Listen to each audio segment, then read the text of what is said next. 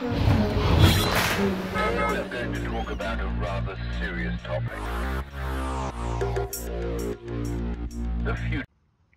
Hello again and welcome back. This is Hoff here with Popalock, Northern Colorado and the AutoProPAD G2 Turbo. Today we're working on a 2012 Toyota Prius. Lost keys. We have verified our key by VIN.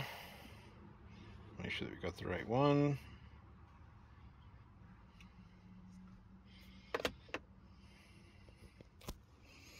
Alright, key by vehicle.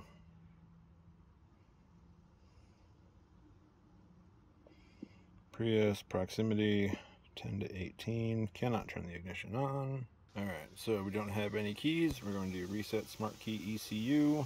Reset ECU, all keys lost. And we'll be back in 16 minutes.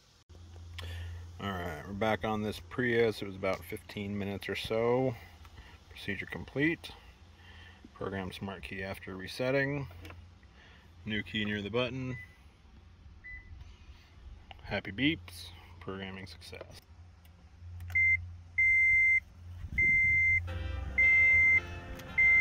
Ready means we're good to go. Key is programmed.